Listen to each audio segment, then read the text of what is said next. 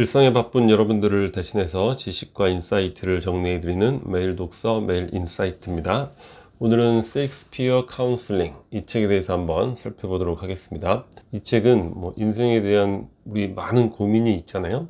그런 다양한 고민에 대한 답을 셰익스피어의 작품에서 해답을 얻어보자, 그런 책이 되겠죠. 책을 읽으면서 처음 든 느낌은 이 저자가 매우 지적인 분이다. 이 책 자체가 굉장히 지적이에요. 다양한 작품이 나오고 다양한 고민이 나오는데, 그 중에서 이제 제가 읽으면서 느꼈던 인사이트 몇 가지만 간단하게 살펴보도록 하겠습니다.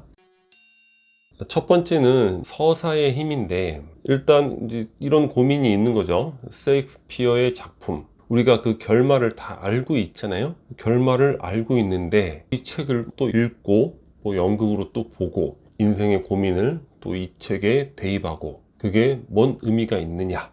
결말을 알고 있는데, 그런데 결말을 아는 건 중요하지가 않다는 거야. 그러니까 우리 인생도 마찬가지잖아요. 인생의 결말 뻔하죠. 스포 금지 이런 거 할 필요가 없어요. 그냥 다 뻔한 거야. 누구나 죽는 거고, 누구나 살아가면서 사랑하는 사람과 이별할 것이다.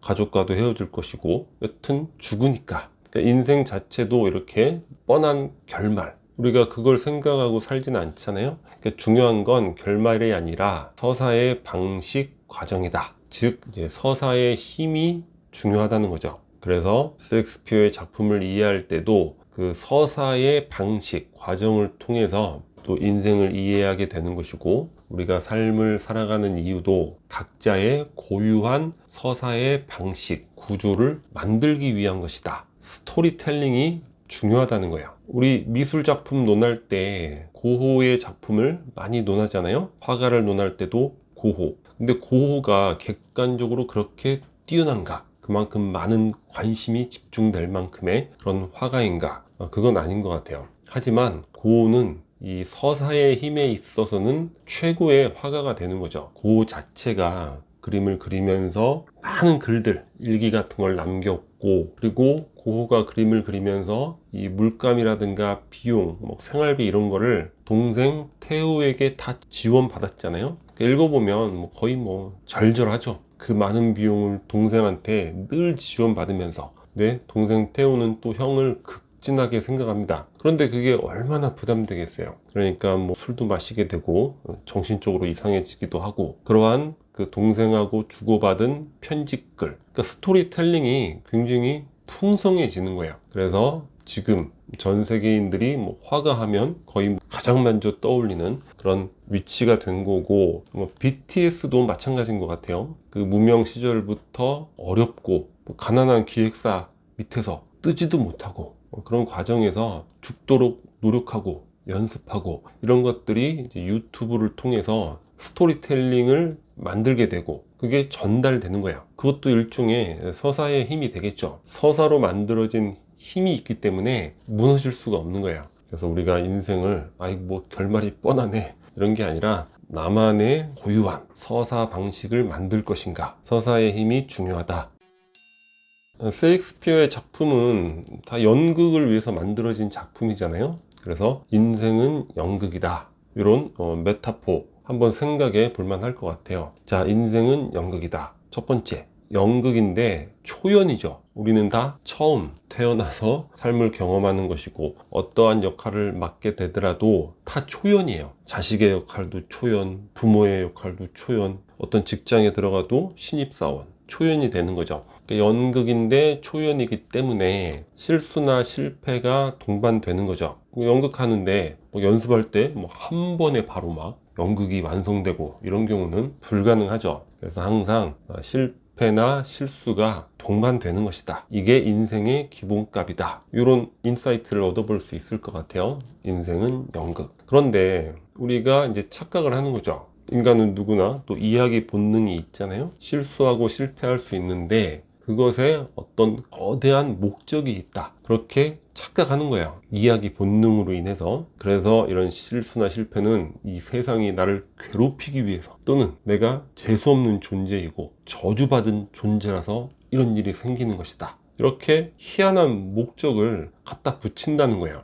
그런 거 없다는 거죠. 그런 것들은 그냥 일어나는 거야. 뭐 이 세상 자체가, 또 인생은 연극이니까 연극에는 뭐 수많은 등장인물이 있잖아요. 이 연극 자체가 나 하나를 괴롭히기 위해서, 나를 저주하기 위해서 극이 그 방향으로만 흘러간다, 그런 거 없는 거죠. 그래서 두 번째 인사이트는 우리가 연극을, 일종의 하나의 세계를 내 힘으로 홀로 통제할 수 있을 것이라고 착각하면 안 된다는 거야. 연극을 어떻게 일개 하나의 등장인물이 전체를 통제하고 막 다 바꿔버리고 이럴 순 없잖아요. 이 세계도 마찬가지죠. 우리가 통제할 수 있는 부분은 아주 작은 영역에 불과하고 세계 자체를 내가 통제할 수 없는 거예요. 그래서 많은 일들이 일어나더라도 그거는 어떤 거대한 목적이 있다기보다는 그냥 그저 일어나는 것이다. 연극이라는 메타포를 통해서 그런 이해를 가져보는 것도 도움이 되지 않을까.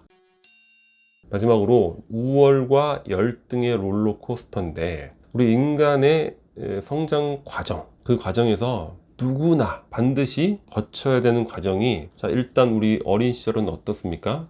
절대적인 희망이 있죠. 희망이 많은 것들을 지배해요. 그래서 어린아이들 보면 나는 이 다음에 돈을 많이 벌어서 부모님을 호강시켜 줄 거야. 단 일말의 의심도 없이 그런 확신을 가지고 그런 이야기를 하는 걸 볼 수 있죠. 절대적인 희망이 지배하는 시기가 되는 거예요, 어린 시절은. 그런데 인생을 살아가면서 어떻습니까?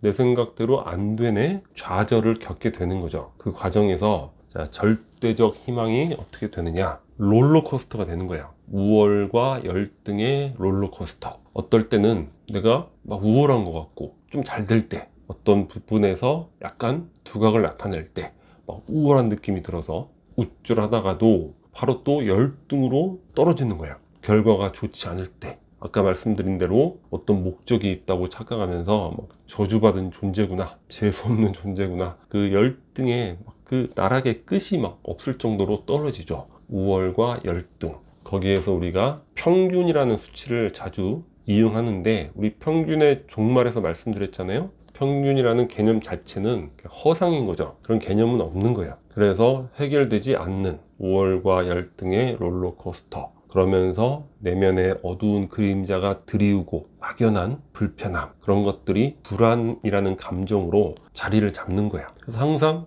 불안하죠. 우월할 때도 불안하고 열등할 땐 더 불안하고, 이런 불안이 해소되지 못하면 우리가 삶에서 행복을 겪는다거나 마음의 평화, 평안, 이런 것들을 얻을 수 없죠. 인생이 지옥이 될 수 있는 거예요.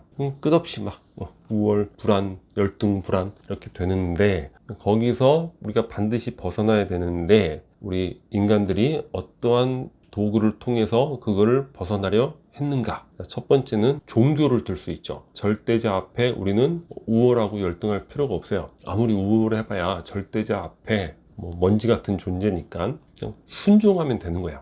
종교라는 게 순종, 복종, 이런 것들을 이야기하잖아요. 종교를 통해서 마음의 평안을 얻으려고 시도를 했고, 또 하나는 세속적으로 봤을 때 우리가 연인, 이성, 배우자를 통해서 그런 것들을 또 극복하려고 하는 거죠. 그러니까 사랑이라는 감정, 그러니까 우월과 열등이 그냥 있는 그대로의 나 자체가 되는 것, 이것이 바로 사랑하는 관계에서 가능하잖아요. 사랑하는 사람은 나를 우월하다고 좋아하지 않고 열등하다고 싫어하지 않고 있는 그 자체로서의 나를 바라봐주는 거죠. 그러니까 사랑을 하는 거죠. 물론 사랑은 늘 좋은 결론으로 이르진 않지만 사랑을 통해서 또 이러한 불안에서 구원을 받는 그런 경우도 많겠죠. 그리고 문학이 있습니다. 문학이라는 게 인생에 대한 간접 경험인데, 이 간접 경험이 사실 직접 경험보다 때론 더 인생의 핵심을 보게 하는 경우가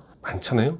다양한 삶을 통해서 삶이라는 게 이러한 어두운 감정들이 있고 다들 이런 보편적으로 이런 걸로 인해서 괴로워하는구나, 그런 어떤 보편성, 이런 것들을 이해함으로써 인생의 기본값을 보다 폭넓게 인식할 수 있고, 또 그럼으로써 내면의 힘이 강화되고, 그럼으로써 또 이런 불안이라는 어두운 감정에서 벗어나는 그런 힘이 또 문학에 있는 것 같아요. 여튼 중요한 건 우리가 우월과 열등의 롤러코스터에서 어떻게 벗어날 것인가, 각자의 방식으로 반드시 벗어나야 한다는 것, 내가 어떠한 방식을 선택해 볼 것인가, 그런 고민을 해보게 되는 것 같습니다. 자, 오늘 영상은 여기서 마치도록 하겠습니다. 캐리커처가 구독 버튼이고요. 구독과 좋아요 많이 부탁드리겠습니다. 감사합니다.